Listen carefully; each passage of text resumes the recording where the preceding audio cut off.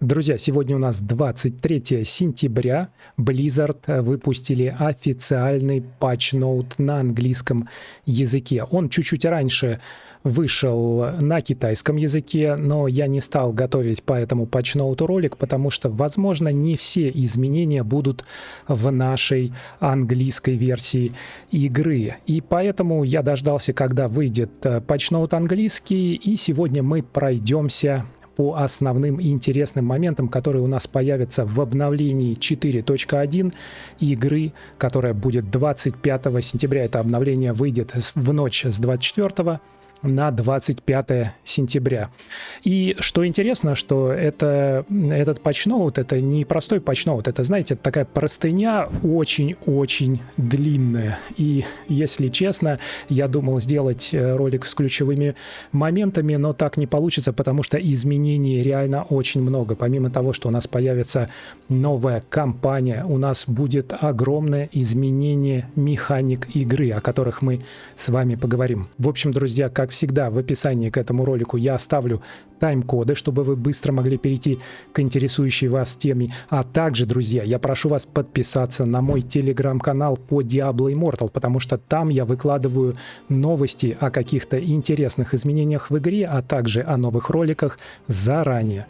Поэтому вы сможете узнавать о самых интересных новостях первыми. Друзья, устраивайтесь поудобнее и приятного просмотра. Ну и обновление у нас называется «Урожай плоти», и оно у нас привязано как раз к новой кампании, где у нас принц Альбрехт обещает спасение своему народу, стремящемуся к лучшему будущему. Как и в случае с предыдущими обновлениями контента, это обновление выйдет у нас в нашей европейской части мира в ночь с 24 на 25 сентября в 3 часа утра. Поэтому подготовьтесь заранее, потому что, забегая немножко вперед, у нас еще и обновится боевой пропуск. У нас наступит 44-й сезон боевого пропуска. Можете себе представить, мы уже 44 месяца играем в эту игру. Ну ладно.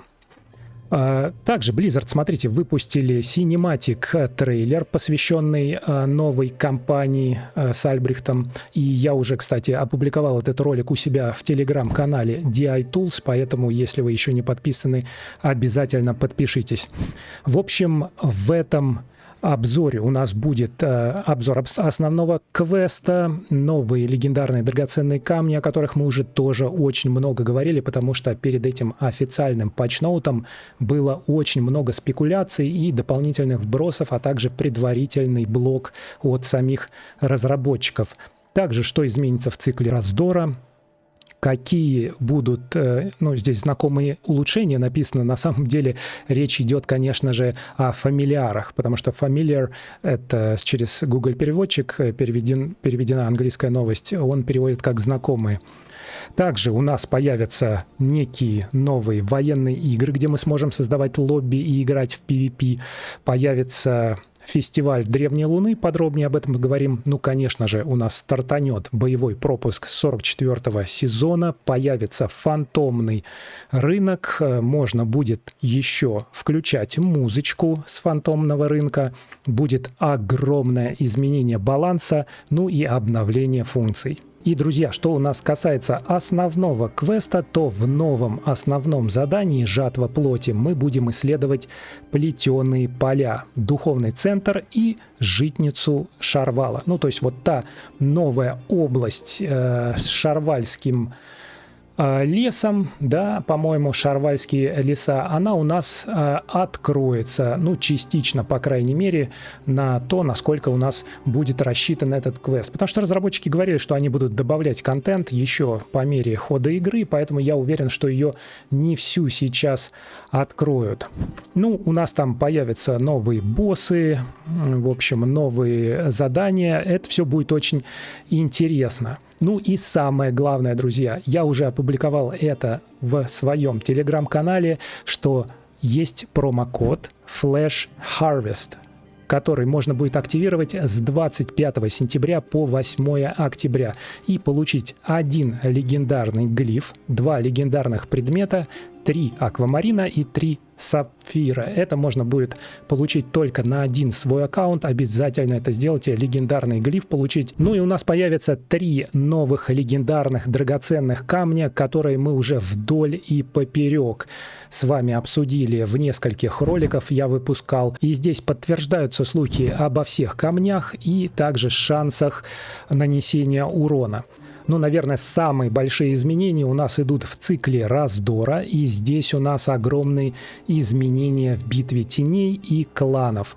В общем, разработчики меняют формат состязаний и противостояний с другими кланами в битве теней. В дальнейшем кланы будут участвовать в 2 матчах в неделю. Поскольку у нас сейчас сражение в неделю, мы тоже, по-моему, сражаемся 2 раза в неделю. В четверг мы проигрываем или выигрываем, и в субботу наоборот. Ну, в общем, у нас будет 2 матча в неделю. Мы будем во время этих матчей зарабатывать очки за каждую победу. И это отход от традиционной сетки. В общем, здесь будет исключено выбывание, и кланы теперь будут играть против других кланов с аналогичным количеством очков. Кланы будут получать 3 очка за победу и 1 очко за поражение. 10 лучших кланов, набравших наибольшее количество очков по итогам турнира, будут щедро вознаграждены, а кланы, занявшие с 11 по 20 места, также получат щедрые награды. Это все напоминает швейцарский стиль турнира. Система используется в спортивных и игровых и других турнирах по всему миру. В общем, это на самом деле очень крутые изменения, потому что кланам не очень активным, типа нашего, позволят чаще участвовать с кланами, которые соответствуют им по силе. Регистрация на битву теней будет начинаться каждую неделю, все как обычно. Ну и интересно правило подбора игроков. Если 2 клана уже сражались друг с другом в предыдущем раунде, то гораздо меньше вероятность, что им придется сражаться друг против друга в следующих раундах. И интересно, что кланы, вошедшие в топ-10, попадают в защищенный пул подбора игроков. 10 лучших кланов получат легендарные глифы для каждого участника, а следующие кланы, занявшие с 11 по 20 места, получат ваучер на легендарный глиф, который позволит приобрести легендарный глиф у торговца эфисами. Это очень интересная механика. Мы можем заработать этот ваучер, если с отрядом пойдем и убьем босса адского реликвария. И я сейчас эту механику не использую, потому что легендарный глиф, который мы там покупаем, он стоит платину. 1600 платины, по-моему. А я ее сейчас не трачу, я ее коплю. В общем, такое себе, если честно, с 11 по 20 место. Что вы думаете, напишите об этом в комментариях. Здоровье зданий и миньонов теперь будет увеличено, что примерно вдвое увеличит время их уничтожения. Это значит, что битвы теней у нас будут дольше. Ну и интересно, что здания также будут атаковать в ответ, и внешние башни будут за один удар забирать 20% здоровья, внутренние башни 30% здоровья, а ядро-кристалл за один удар будет забирать 50% здоровья, независимо, видимо, от твоего уровня прокачки. Ну, короче, это прям вообще интересно, как это будет выглядеть. Очень интересно уже посмотреть, когда патч будет в игре. Еще разработчики упрощают систему теневых контрактов. Они оптимизируют систему теневых контрактов, чтобы уменьшить количество прокачек и сделать награды более ценными. В теневом контракте будет меньше заданий, награды будут выдаваться автоматически, а добыча больше. Тоже интересная тема, потому что сейчас все эти теневые контракты, они АФКшные, ты отправляешь своих фамильярчиков, и они их фармят, и, в общем, ничего сложного в этом нет. Будет интересно посмотреть, что они тут изменят. А вот количество попыток в неделю сокращено с 9 до 6. Время бездействия фамильяров сокращено со 162 до 108 часов, а ограничение на общее количество попыток снято. Контракты теперь доступны дважды в неделю. Кроме того, будут увеличены награды, увеличено количество очков активности, которые мы можем получать за выполнение каждого задания с 20 до 30. Будет увеличено количество золота, опыта и снаряжения, получаемых в качестве наград за выполнение контрактов, еще на 50%. Короче, все будет увеличено, контракты станет выполнять проще, куда уже проще, я даже не знаю. Но самое главное, что мы будем получать больше очков активности нашего клана. Наверное, это тоже здорово, потому что это, кстати, будет влиять на бейджики и плащики, которые мы будем потом получать. Об этом чуть-чуть попозже. Изменится уровень клана, можно будет превзойти прежние достижения, выполняя такие задания, как сундуки хранилища. Здесь, скорее всего, речь идет о сокровищнице, контракты войны теней или битвы теней и вторжение в царство бессмертных. Ну и задания также были упрощены для облегчения прокачки. Например, обряд изгнанников убрали из списка фокусов, поскольку он был слишком непредсказуемым.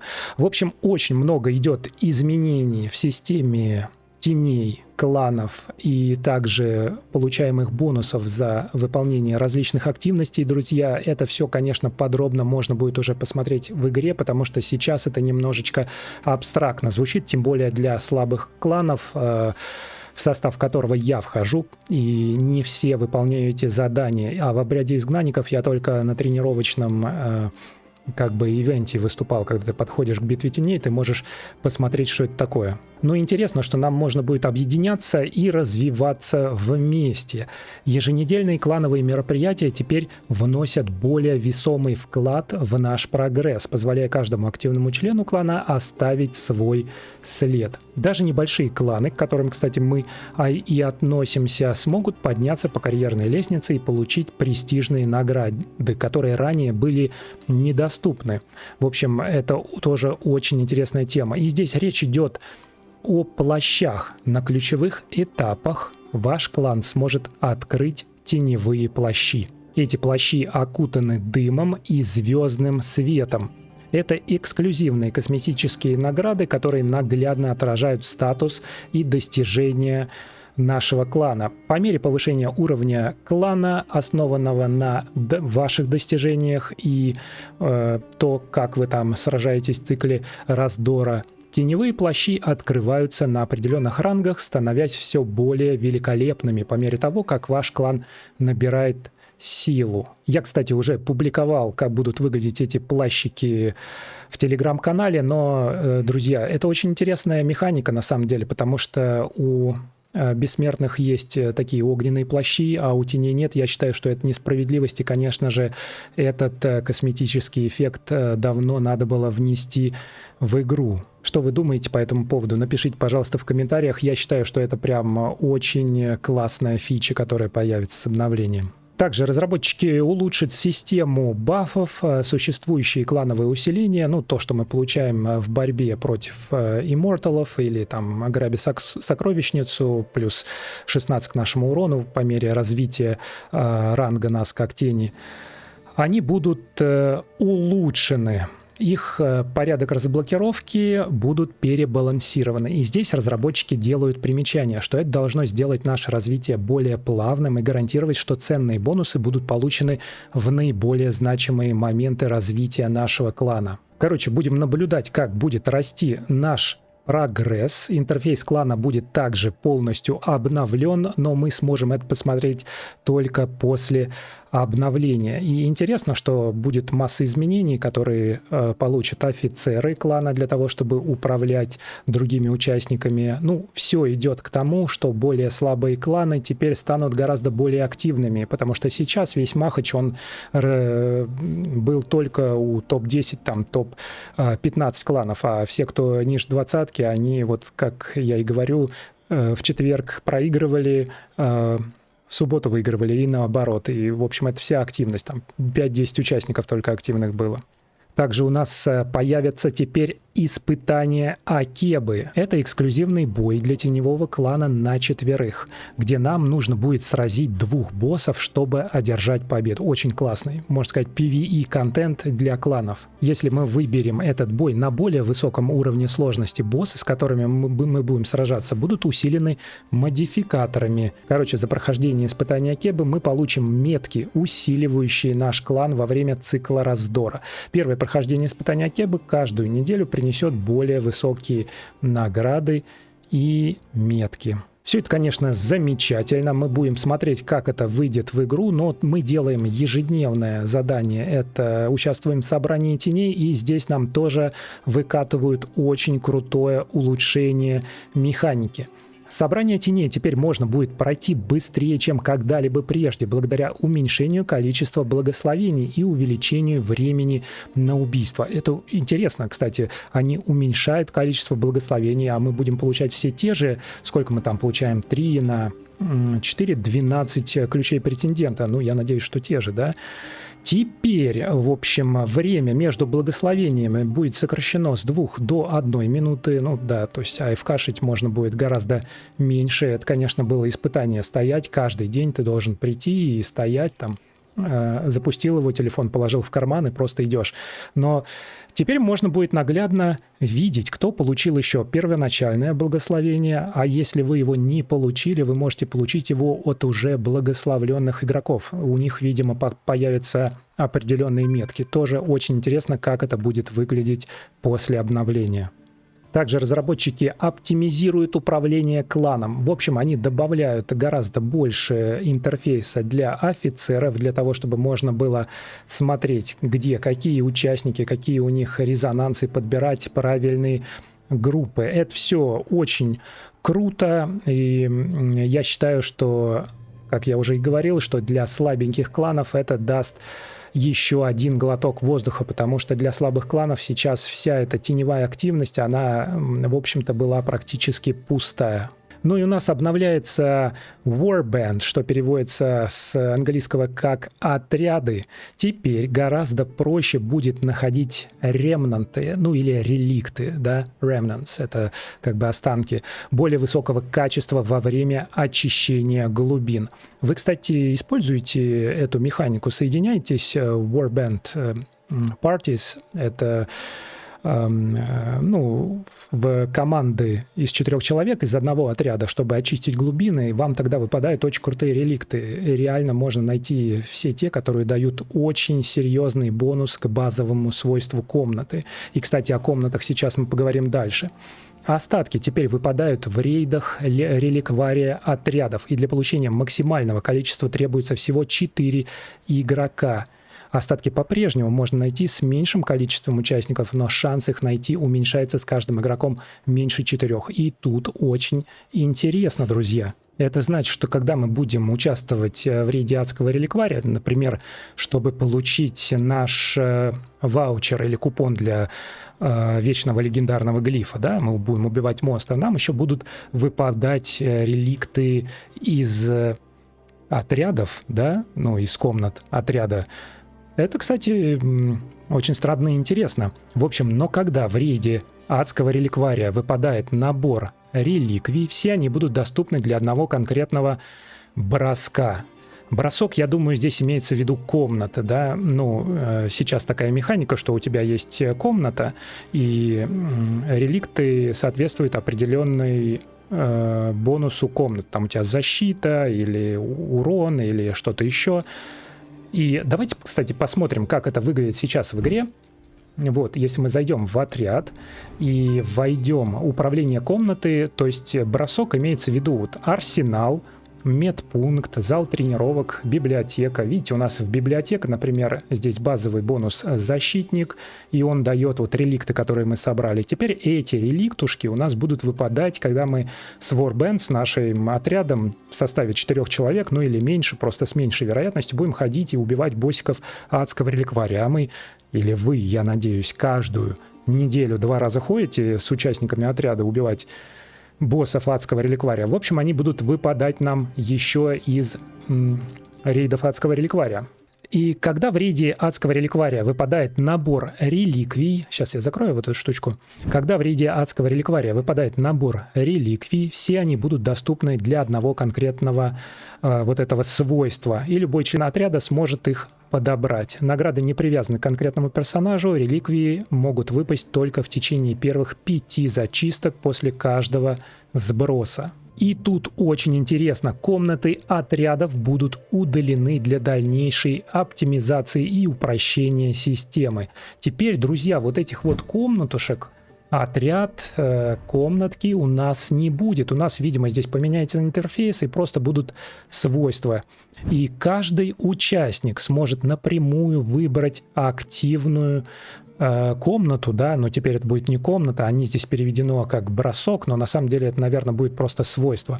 И индивидуально выбрать активные бонусные характеристики, независимо от выбора других участников отряда. Лидер отряда по-прежнему будет определять распределение ремнантов или этих реликтов для каждого броска. Короче, друзья, у нас ждут серьезные изменения, касаемые наших отрядов, и я считаю, что они прям очень крутые, они реально упрощают игру и дают нам больше возможностей доступа к бонусам и фарма этих реликтов. Так, ну и дальше мы сможем настроить баннер нашего клана. У каждого клана есть свой особый пакт чести или отсутствие такового, который служит для сплочения. Лидеры кланов теперь смогут выбрать уникальную эмблему для знамени и цвет фона.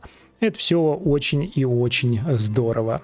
Но большие обновления у нас придут в хранилище, они здесь называют сокровищницу Vault, да, и там у нас теперь обман смерти, лечит Death, это, я думаю, что свойство на гладиаторе твое бессмертие, или спаситель, это черта, пассивный навык у фамильяра, который дают нам как раз вот бессмертие, и мы, если нас убили, мы не умираем. Эти навыки, эти свойства, они теперь не будут сбрасываться после выхода из убежища. То есть у них кулдаун, он будет продолжать идти. Это нужно иметь в виду. В убежище теперь есть шанс появления элитных и редких монстров. Имеется в виду в сокровищнице имеется шанс появления этих редких и элитных монстров. А ранг сокровищницы бессмертные увеличивает количество появляющихся монстров за каждый ранг. Что это значит, друзья? Это значит, что теперь у нас в сокровищнице будут синие монстры. Более того, по мере прохождения к 4-й комнате, где появляются бессмертные, там у нас будут все мощнее и мощнее монстры. А также теперь есть вероятность появления скрытого прохода в сокровищнице в самом начале 1-го этажа. Этот портал потребует, чтобы все игроки в сокровищнице активировали его и немедленно переместит всех игроков в 4-й этаж, ну и вскоре после этого оповестив бессмертных о своем присутствии. Короче, такая же механика, как в случайных подземельях, когда ты заходишь в него, и у тебя там такой горящий желтый портал, переход сразу к главному боссу. И босс прям нереально мощный. Я обожаю такие штуки, потому что там еще гоблины выпрыгивают. Тут у тебя очень много лута, и всегда выпадает зеленый предмет. И разработчики уточняют, что если вы активируете этот скрытый проход, вы получите все награды сундуков с первых 3 этажей, которые вы не проходили. Их можно будет не зачищать, да, ну и сразу мы все получим, даже если нас убьют. Однако, если вы решите открыть сундук на 1-м этаже, скрытый проход мгновенно обрушится и станет непроходным. Поэтому, друзья, если вы увидели этот скрытый проход, я думаю, что нужно 1-ю комнату пробегать будет так, чтобы найти, нет ли этого скрытого прохода, и ни в коем случае не активировать сундук, который находится в самом конце 1-й комнаты. Но если мы воспользуемся этим тайным проходом, надо быть очень осторожным, потому что страж убежища станет у нас очень сильным. Также тени, которые долго стоят в очереди и не найдя полную группу, теперь смогут войти в сокровищницу без нее. Враги в сокровищнице сохранят свою обычную силу, и тревога все еще может сработать.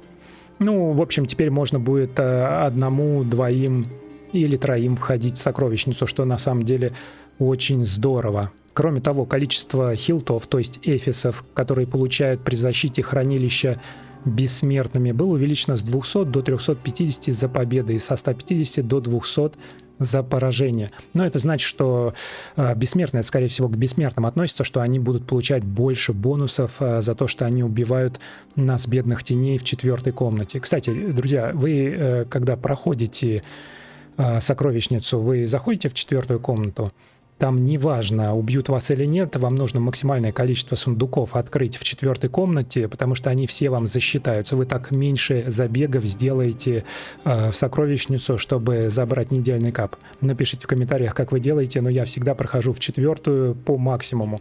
И с новым, кстати, быстрым билдом Demon Hunter мне удается даже 2 сундука, когда я захожу в 4-ю комнату, Он показывает, что у тебя там через 9 секунд появятся бессмертные, я успеваю 2 сундука, иногда даже 3 взять перед тем, как они меня убьют. Но обычно мои согруппники, они все сливаются на 3-й комнате. Хотя это может быть и более быстрый способ фарма, да. Но, в общем, самый быстрый способ фарма — это, конечно, тема для отдельного ролика. Но давайте мы немножечко отвлеклись. У нас здесь изменение фамильяров. Знакомые улучшения перевела нам Google, но это на самом деле улучшение фамильяров. И наш самый верный спутник получает целый набор улучшений, друзья. Первое — это изменение конверсии. После преобразования фамильяра мы сможем решить, сохранить ли одного из материальных фамильяров или результат преобразования. Это очень крутое изменение в игре, которое, кстати, многие обсуждали на Reddit тоже, что это просто очень нужно, потому что ты преобразовываешь 3 крутых фамильяра, а у тебя какой-то булщит получается, и все эти 3 фамильяра пропадают. В общем, сейчас ты сможешь оставить одного из фамильяров, какого-нибудь, у которого есть очень крутые свойства, да, и, в общем, я считаю, что это прям то, что нужно. Это должно снизить риск потери более сильных фамильяров в результате преобразования. Это относится к аберрантному фамильяру с использованием камней преобразования. Ну да, в общем, все, как я и сказал. Также разработчики внесли небольшие изменения в набор пассивных навыков, которые аберрантные фамильяры получают при конвертации, чтобы лучше соответствовать потребностям игроков. И если вы используете камень преобразования во время аберрантного преобразования, у вас есть фамильяр только с одним легендарным навыком, минимальное количество навыков для недавно преобразованного фамильяра будет изменено на 6 магических навыков.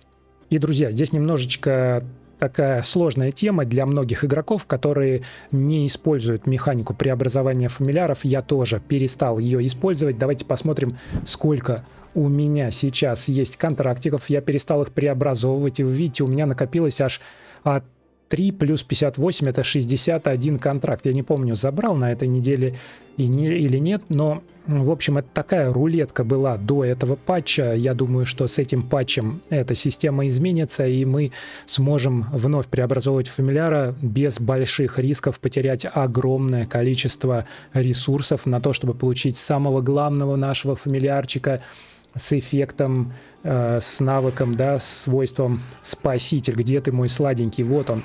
Видите, у меня здесь есть спаситель. Но я вам открою еще один секрет, что этого фамильяра я не преобразовывал. И самый лучший способ получить себе нужного фамильяра, друзья, это зайти на рынок, отфильтровать его по нужным чертам, найти самую низкую цену и просто накопить платину и купить. Это гораздо проще. Берегите свои нервы и свое время, друзья. Ну, давайте переходим дальше к разбору новости.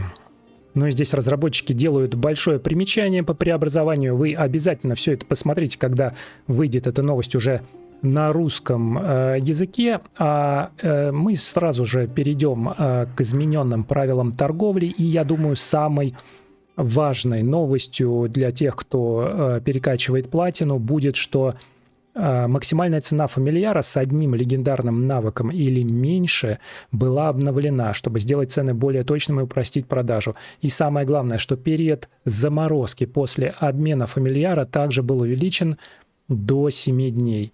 Что это значит? Это значит, что когда ты продал своему твину фамильяра за платину, ты сможешь за него бабки получить платину через 7 дней.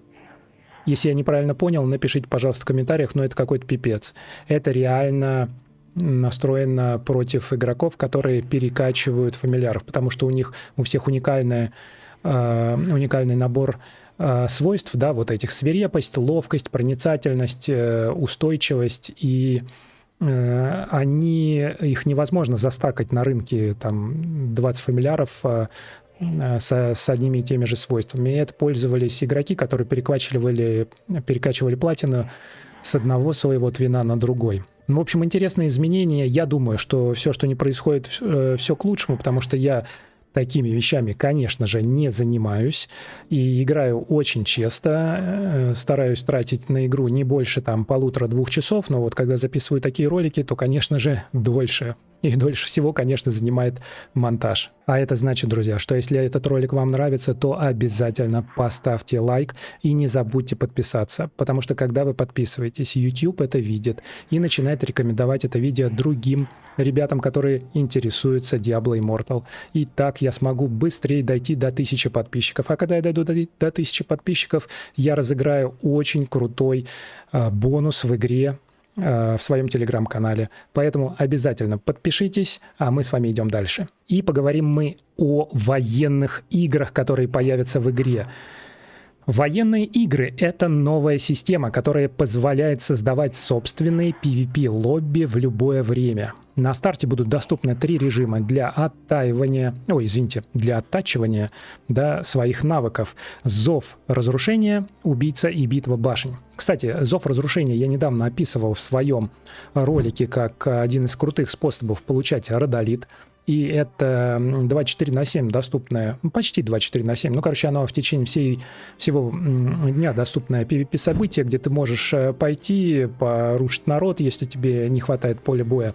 Ну и, в общем, там еще тебе дают родолитик, такой очень классный ресурс для того, чтобы крафтить супер крутые легендарочки. Если вы не смотрели этот ролик, обязательно его посмотрите. И лобби военных игр у нас будет кроссоверным, что позволит участвовать в матчах с другими игроками, с которыми вы обычно не сражаетесь. Наверное, это все очень здорово. Чтобы начать вот эту вот военную игру, надо будет подойти к игровым столам на бессмертной высотке в Вестмарше. Там у нас появится специальная локация, где можно будет заниматься этими военными играми. Любители PvP, они ликуют, конечно, потому что новые события в PvP, это я всегда поддерживаю. Я очень люблю PvP, друзья, и я играю в PvP также с таким же удовольствием, как и в PvE.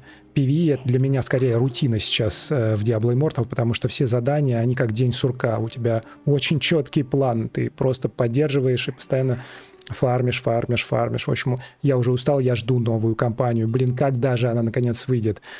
Осталось буквально 2 дня. 2 дня осталось. И интересно, какие будут там крутые призы.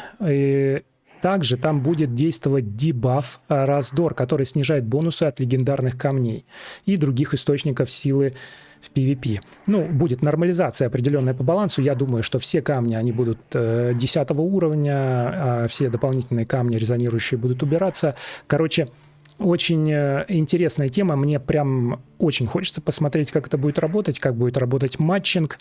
И я думаю, что эти изменения к лучшему. Все ждут нового контента. Диаблушка, давай поскорей нам новый контент.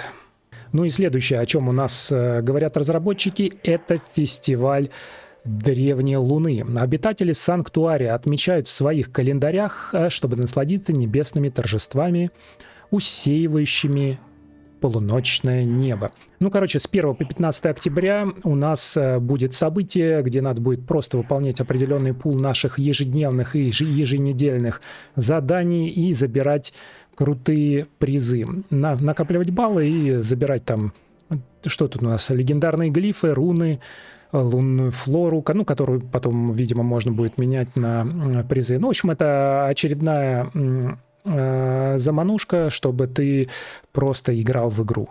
И самое главное, конечно же, у нас стартует новый боевой пропуск 44-го сезона. Мы его подробно не будем сейчас обсуждать тут особо и нечего. Мы его обсудим, когда он выйдет в игру после 25 числа, друзья. Напоминаю, что я разыгрываю усиленный боевой пропуск у себя в телеграм-канале, поэтому, если вы еще не подписаны, обязательно подпишитесь, потому что этот розыгрыш только среди подписчиков. И, конечно же, как без этого, у нас разработчики запустят фантомный рынок, и здесь можно будет получить весьма, я вам скажу, симпатичные скинчики. Кстати, давайте чуть-чуть назад перекрутим, и как вам вообще скинчики с нового боевого пропуска? Их сейчас здесь довольно сложно рассмотреть, но Demon Hunter, там девочка, видите, стоит, она на заднем плане, да, и Ну, мне сейчас на самом деле сложно сказать. Я думаю, что он будет неплохо смотреться, в первую очередь на девочке. Ну и что касается фантомного рынка, ну да, очень симпатичненько, много золота. Мне интересно, что вот на заднем плане, видите, стоит такой ангел, да, с крыльями. И вот эти крылья — это интересная тема, если бы они добавили их в скины. Вообще крылья, плащи и вся такая чепуха вот в Diablo Immortal — это наиболее преследуемый косметический контент. О, подождите, что это у нас здесь? Вот на этом фантомном рыночке можно будет получить такой скинчик брутального Demon Hunter. Ну, смотрите, какой он прокачанный, прям в качалку ходил с утра до вечера. Ну, вообще, это очень неплохо. Да, с 28 сентября по 22 октября этот новый рынок фантомов окутает вашего искателя приключений божественными нитями. И на этом рынке, короче, можно будет встретить Валькирию, которая будет сопровождать вас в вашем путешествии ограниченное время. Ну, какого-то, получается, ты спутника сможешь с собой водить. В общем, друзья, вот этот скинчик на Demon Hunter мне очень нравится. И я даже думаю сменить пол своего персонажа, конечно, чтобы такой заполучить. Но напоминаю, чтобы такой заполучить, фантомный рынок, там будет рулетка, это порядка $150, не меньше, по крайней мере. И я обязательно открою такую рулеточку, как только у меня стукнет 1000 подписчиков специально на видео, и разыграю крутой комплектик. Поэтому, друзья, подписывайтесь. И давайте дальше посмотрим, что нам еще можно будет сделать с этим фантомным рынком. Можно будет различные музыкальные эффекты получить, вот такие бейджики с ними. У нас будет музыка барда, которая будет услаждать толпу, но лишь до тех пор, пока ее мелодичные звуки разносятся ветром.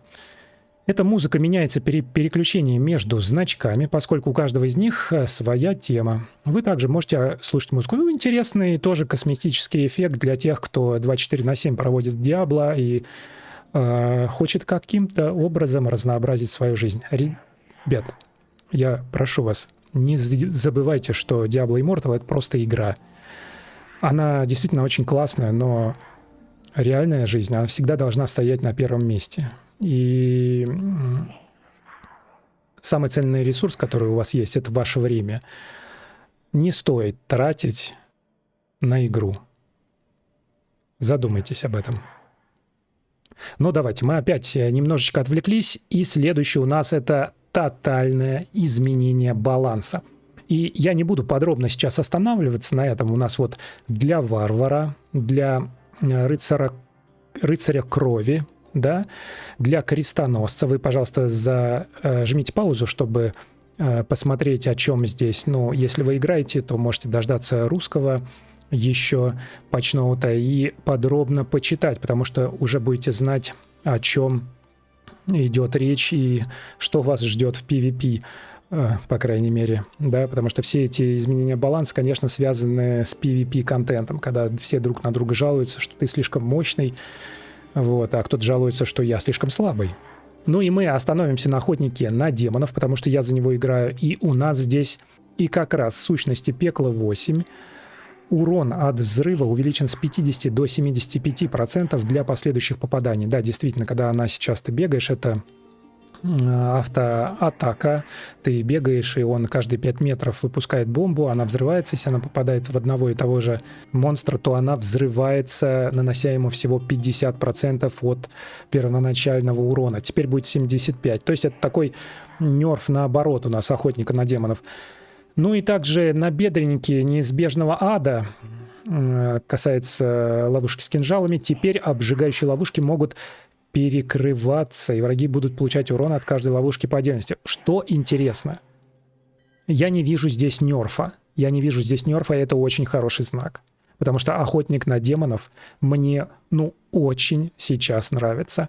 У него крутой PvP билд на моем уровне развития. У него очень быстрый спидран билд, от которого я просто на 7 небе от счастья. Я делаю этим билдом все. И бегаю башни, и Ну, короче, все я делаю этим билдом, кроме боссов, потому что у него урон где-то 50 миллионов на 30 секунд, а у моего домашнего билда где-то 170 миллионов на 30 секунд.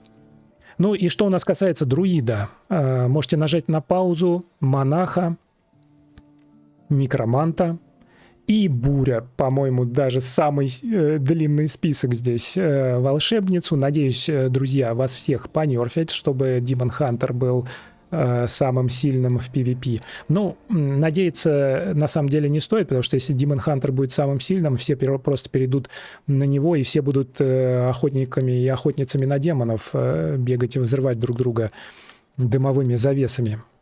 Ну, давайте поговорим с вами об обновлении функций. И самая мощная функция, которая была обновлена, это оптимизирован подбор игроков. Теперь улучшенный подбор игроков действует в нескольких режимах, включая режим очередь дуэтов. С вашей стороны ничего не требуется. Подбирайте игроков как обычно, а обновленная система позаботится обо всем остальном. Давайте разберемся. Помимо балансировки общей боевой мощи, подбор игроков теперь учитывает распределение классов в каждой команде. Разработчики знают, как неприятно, когда в одной команде слишком много варваров или крестоносцев. О боже! Это да! С этим обновлением система подбора игроков должна обеспечить более равномерное распределение классов, ориентированных на ближний бой между обеими командами. Она будет создавать более сбалансированный и стратегически выгодный игровой процесс для всех. Боже мой! Мне кажется, вот когда идет... Ты чего сюда пришел? Мой соведущий пришел, котик Захар. Пристает ко мне, хочет, чтобы я его погладил. Но, короче, мне кажется, что каждый раз, когда у нас идет оптимизация подбора игроков в PvP, а она с каждым обновлением чуть-чуть подкручивается, потому что все всегда недовольны. Ну, всегда кто-то недоволен. Всегда кто-то же проигрывает на PvP. Естественно, он недоволен. И они говорят, что вот она еще сбалансирована. Я думаю, что почти ничего не изменится. У нас будет очень много плохих отзывов опять на Reddit, будут говорить, что за полная хрень с подбором PvP, но тем не менее, да, интересно будет посмотреть, потому что когда 3 варвара, вот последние PvP-каточки, которые я играл, я, правда, был на стороне с 3 варварами, поэтому я не жалуюсь. И, кстати, мой рейтинг, по-моему, сейчас порядка, сколько там, 3058, и я решил перестать играть в PvP. Где-то есть поле боя, мастера, да? Какой мой рейтинг? 29 место, да, 3048, потому что до этой 3048 я тоже дошел. Вот, понимаете, 48 очков на легенде, это тоже 10 или 12 каточек. И на золоте 5 я тоже 10 или 12 каточек сделал, чтобы дойти весь золото 5, там 200 очков. Я, кстати, подробно снимал об этом видео, друзья. Я описывал свой PvP-билд и как легенду проскочил. Это видео будет в описании к этому ролику. Обязательно посмотрите, если вам интересно. Вот. И я думаю, что меня устраивает такой рейтинг, потому что я получу там 10 глифов, получу 70 самоцветиков плюс-минус. Ну, получу, короче, по максимуму. Там важно, что ты 10 глифов получишь. И я думаю, что это обновление, это оптимизация подборов, конечно же, очень классная штука. И очень интересное обновление, которое я публиковал уже в Телеграм-канале, это изменения в нашем кодексе. Сейчас, когда мы заходим в кодекс, у нас просто здесь видны задания, да, но теперь, друзья, у нас будет такая выпадающая фигнюлечка вот здесь в самом верху, которая будет позволят нам выбрать еженедельные активности, ежедневные активности. В общем, это крутая функция для новичков, которые не знают, что делать в Diablo Immortal. Столько всякого контента, но они только начали играть. Мы-то уже там 2+ лет кто играет, или 1+ лет, они уже все знают, это всю ежедневную рутину. Я считаю, что это крутая функция, которая улучшает user interface, UI. В общем, также изменяется механика групп с разлом террора. Это, по-моему, Terror Rift, да, портал ужаса. Короче, изменяется небольшая механика групп, да, или входа в группу для портала ужаса при прохождении порталов ужаса. На самом деле небольшое изменение. Я считаю, что и без этого портал ужаса — это одно из самых прикольных, классных и суперских событий в игре Diablo Immortal. Напишите в комментариях, играете ли вы в порталы ужаса, проходите ли вы все 10 штучек, кап 10 порталов ужаса. В неделю можно пройти, с них можно получать сущности ужаса, а это очень крутой ресурс, который можно продавать на рынке, который можно использовать для прокачки своих предметов, а также использовать для открытия порталов в преисподнюю, а там тебе будет выпадать легендарочка 3-4, как минимум, раз в неделю, если ты 10 этих порталов в преисподнюю откроешь. И я, на самом деле, хочу об этом сделать ролик, напишите в комментариях, потому что механика очень интересная, ты можешь один за другим их подряд проходить, с них падает огромное количество обычных камней, в общем, ты закрываешь все свои капы, ну и просто это очень крутой антистресс. Я обожаю порталы ужаса и рад, что они еще улучшают улучшение вносят в механику. Ну и что у нас? Различные социальные улучшения, которые касаются того, что теперь мы сможем не пропускать сообщения от наших друзей, которые могут затеряться среди других сообщений. Вот. Ну и всякие улучшения, связанные, когда вы играете с друзьями. Друзья, вы играете с друзьями? Я вас называю друзья. Мы с вами друзья по Diablo Immortal.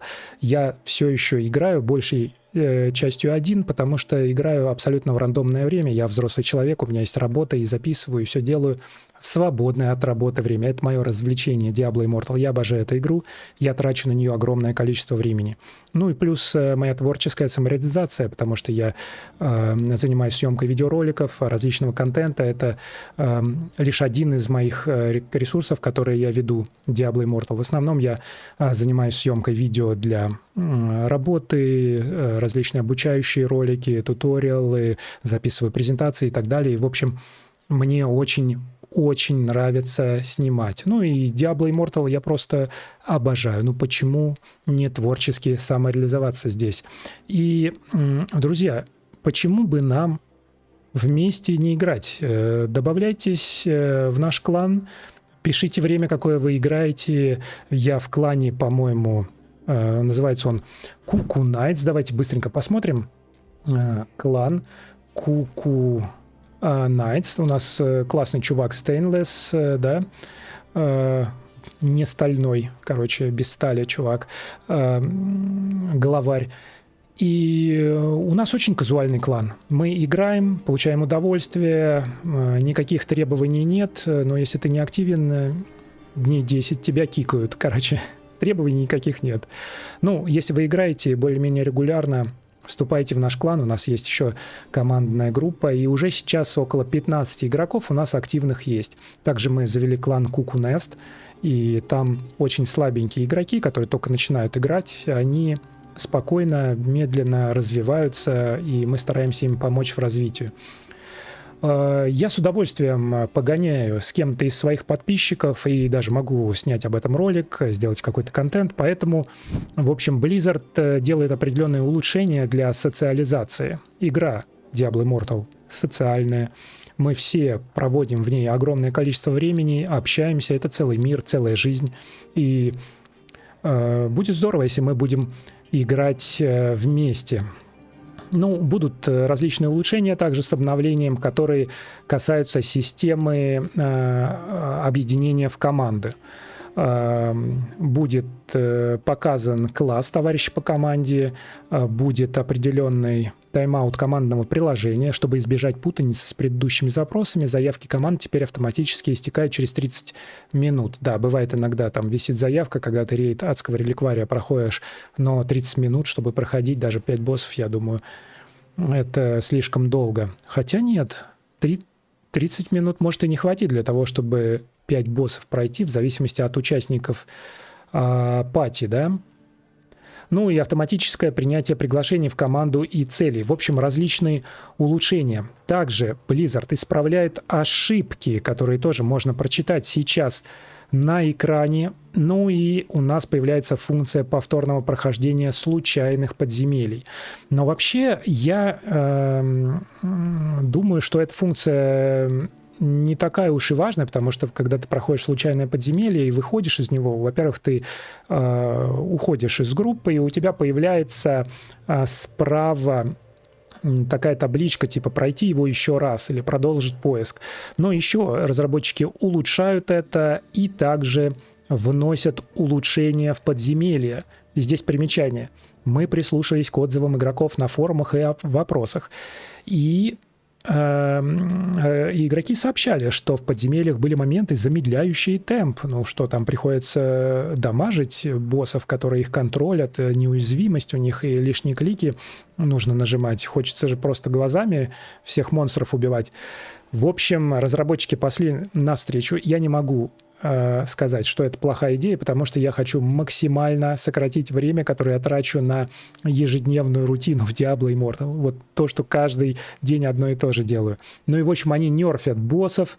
В стриминах Кукирс у нас теперь длительность анимации горящего моста сокращена с 6 до 3 секунд. Представляете, там мост горел, его анимация, вот дополнительный момент был 6 секунд. Но это жесть, конечно, можно на 3 секунды быстрее теперь проходить это подземелье. В яме мучений исправлено несколько ошибок, о которых сообщало сообщество. Там все время ты проваливался, по-моему, да, и летел, приходилось нажимать, что я застрял, да, чтобы тебя куда-то высадили на землю. Ну, безмолвный монастырь, тоже масса изменений. Можете сейчас почитать их на экране и, нажав на паузу. В общем, очень-очень масса нерфов боссов. И что это значит? Это значит, что мы будем проходить гораздо быстрее подземелья, и вот эта вот ежедневная рутина из 3 подземелий, и иногда даже больше, она будет у нас пролетать быстрее. И я не могу сказать, что это плохо. Это очень-очень хорошо. И давайте посмотрим, какая у нас была оптимизация, не была, а будет оптимизация аффиксов подземелий.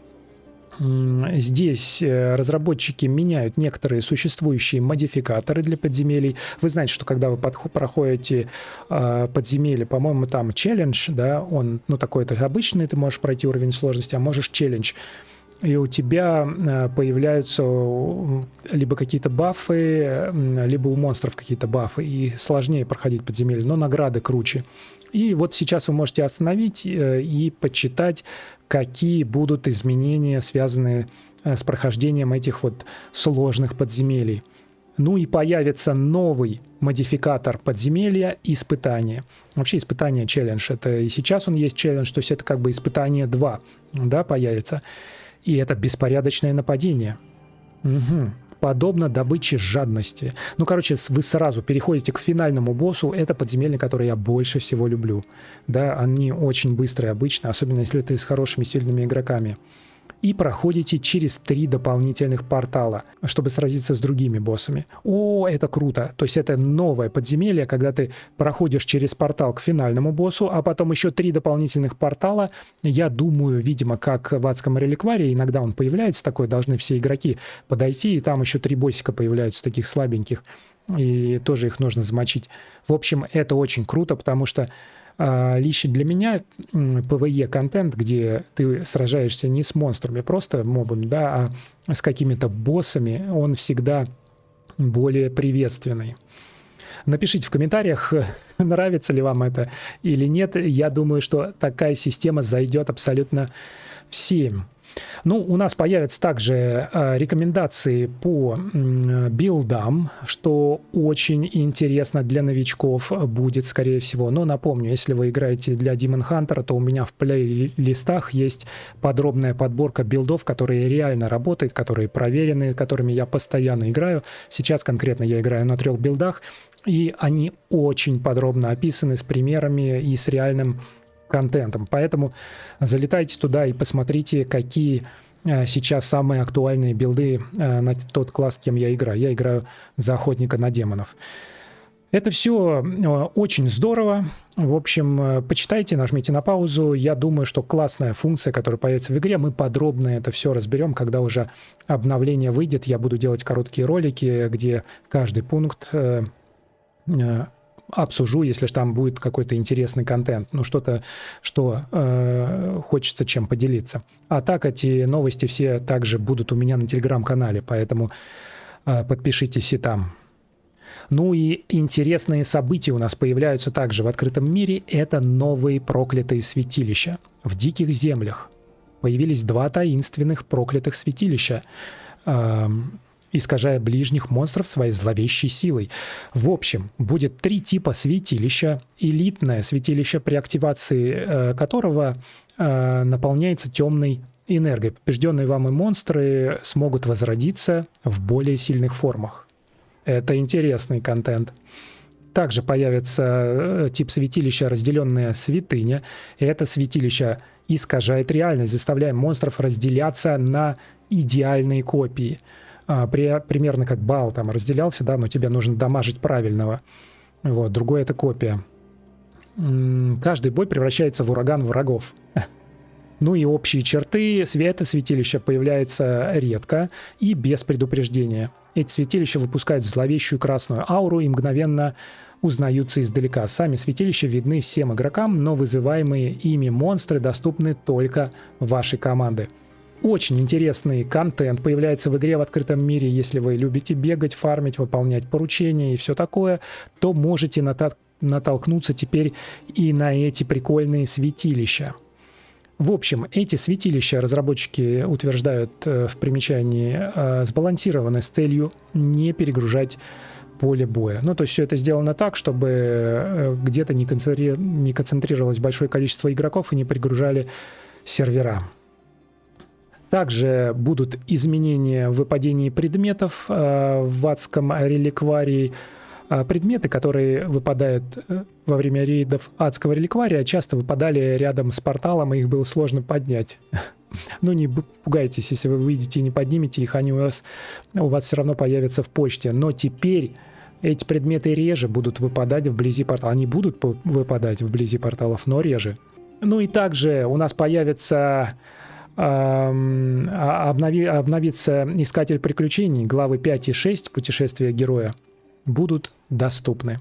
Друзья, эта простыня была патч-ноут к обновлению 4.1, которая выйдет с 24 на 25 сентября в 3 часа ночи. 25-го у нас уже будет это обновление в игре. Мы подробно потом обо всем пройдемся. Что вы думаете об этом? Большое спасибо, что досмотрели до конца. Я сам устал это все разбирать и говорить. И спасибо, что остаетесь на моем канале. Если вам нравится то, что я делаю, обязательно поставьте лайк и подписывайтесь. А мы с вами увидимся в следующем видео.